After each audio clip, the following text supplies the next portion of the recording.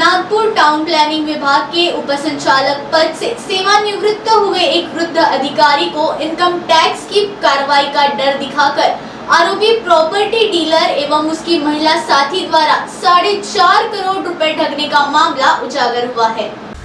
Nagpur police के आर्थिक अपराध शाखा की जांच के बाद धनतोली थाने में जो धोखाधड़ी का मामला दर्ज हुआ है काफी चौंकाने वाला है, क्योंकि मामला सेवानिवृत्त उच्च अधिकारियों से जुड़ा होकर लगभग 4.5 करोड़ की धोखाधड़ी के सबूत पुलिस की प्राथमिक जांच में मिले हैं, जिसके बाद पुलिस ने आरोपी बालकृष्ण गवानकर को गिरफ्तार किया है। जानकारी के मुताबिक फरियादी नीलम नगर मुलुंड पूर्व मुंबई के निवासी अमोल कोमलकर है, जिनके पिता हरिदास महादेव कोमलकर वरिष्ठ नागरिक होकर टाउन प्लानिंग विभाग के उपसंचालक पद से 2010 में सेवानिवृत्त हुए थे, जिसके बाद से वे नागपुर के धनतोली परिसर में रहते थे। इसके बाद से प्रॉपर्टी ब्रोकर बालकृष्ण गवानकर और स्मिता मदन जीरे ने धीरे धीरे कोमलकर परिवार से मित्रता बढ़ाकर कोमलकर परिवार को अपने झांसे में ले लिया। आरोपियों को हरिदास कोमलकर के पास धन संपदा होकर वे कमजोर दिल के होने की जानकारी थी।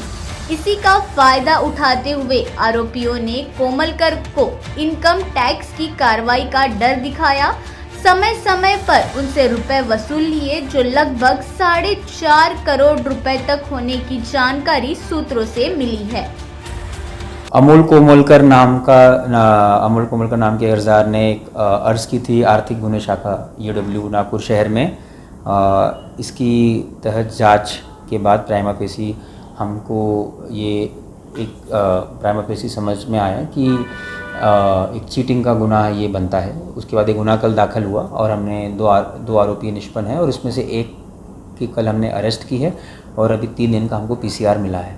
ये 4.47 करोड़ का घोटाला एक चीटिंग का मामला है। इसमें जो आरोपी था इसने एक घनिष्ठता दिखाई इन अर्जदारों से और इनका इनकम टैक्स का काम संभालता था और इनके साथ एक बार जब क्लोजनेस बढ़ गई उसके बाद इनके पूरे रिटर्न्स वगैरह यही सब देखता था। उसके बाद इसने इनकम टैक्स का डर दिखाकर कुछ अमाउंट अपने अकाउंट में लिए और कुछ FDs जो थी अर्जदारों की उनसे जो लोन लिया वो भी खुद के अकाउंट में लिया। जो इनकी लैंड डीलिंग्स थी, प्रॉपर्टी डीलिंग्स थी, ये भी खुद अपने आप करने लगा और एक तरह से अर्जदारों को इस पर भरोसा था क्योंकि मित्रता बढ़ चुकी थी और ऐसा करके इसने जो अमाउंट लिया या प्रॉपर्टी बेची अर्जदारों की ये सब अमाउंट अपने अकाउंट में लिए और प्राइमा फेसी ये हमको दिखा है और आफ्टर द कंप्लेंट हमने इसको वेरीफाई किया है और इसलिए गुनाह रजिस्टर हुआ।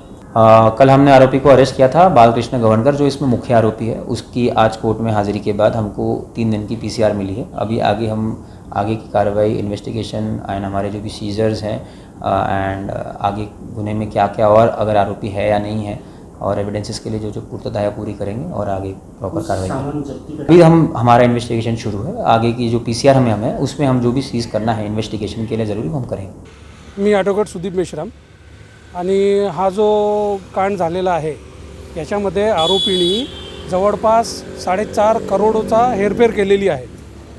यामध्ये जे कंप्लेनंट आहे त्यांचे जे वडील आहेत ते रिटायर्ड टाउन प्लॅनिंग ऑफिसर म्हणून रिटायर्ड झाले। त्यानंतर त्यांनी काही शेती घेतल्या रिटायरमेंटच्या पैशातून, काही शेती त्यांच्या वडिलोपार्जित होत्या, काही त्यांच्या मिसेसच्या नावाची जमिनी होत्या।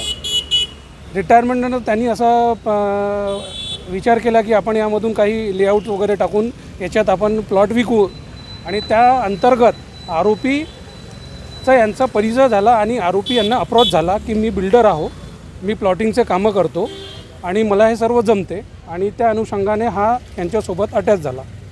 त्यानंतर हळूहळू हा त्यांच्या घरी येत गेला। त्यांनी पूर्ण आरोपींनी यांच्या घरांची पूर्ण चौकशी केली, यांचे काय प्रॉपर्टीज आहेत, कुठे कुठे बँक अकाउंट्स आहेत, काय आहेत, किती आहेत ते सर्व केलं। त्यानंतर मी तुमचं इन्कम टॅक्सचे काम करून देतो असं बोलून यांचे पूर्ण बँकिंग डिटेल्स, पूर्ण प्रॉपर्टीचे डिटेल्स जवळ घेतले।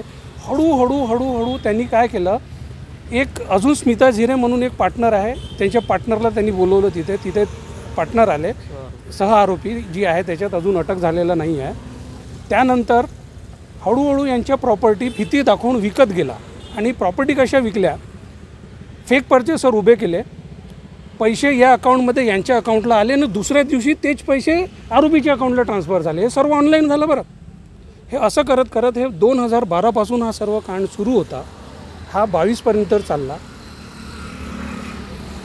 अर्जदार जे आहेत ज्यांनी तक्रार दाखल केली आहे हे मुंबईला वास्तव्य करत होते आणि यांचे वडील येत जात होते. त्या दरम्यान ह्या वडिलांकडून या लोकांनी ह्या मोक्याचा फायदा घेऊन, ते वयस्कर आहेत, 80 वर्षाची त्यांची वय आहे, त्यांचा गैरफायदा करून त्यांनी सर्व प्रकार केलेला आहे. जेव्हा 2022मध्ये यांचा मुलगा कोविडमध्ये यांचा बिझनेस लॉस झाला, तो इथे आला की आपण माझ्या नावाने काही प्रॉपर्टी आहे, तिला विकून मी अजून दुसरा नवीन व्यवसाय करणार. तेव्हा जेव्हा यांनी कागद शोधले, घरी कागद मिळेना, मग जेव्हा वडिलांना विचारलं, वडील डिप्रेशनमध्ये काही सांगत नव्हते. मग अजून त्यांना खूप विचारणा केल्यानंतर प्रॉपर्टीचे सर्टिफाईड कॉपीज कलेक्ट केल्यानंतर हा सर्व प्रकार समोर आला की जो यांच्या घरी येत जात होता, जो यांच्या जवळचा होता, यांनी हा सर्व हेरपार केलेला आहे. त्या अनुषंगाने आम्ही कंप्लेंट दाखल केली होती इकॉनॉमिक ऑफिसर्स विंगला. त्याच्यात त्यांनी इन्क्वायरी केली. इन्क्वायरीत त्यांना तथ्य सापडले. काल FIR लॉस झाला. काल त्याला अटक झाली. आज त्याला कस्टडीसाठी इथे आणण्यात आलेलं होतं. आज PCR मागितला गेलेला होता. आम्ही 4 दिवस मागितलेला होता. 3 दिवस कोर्टनी ग्रांट दिलेली आहे, 25 तारीखपर्यंत.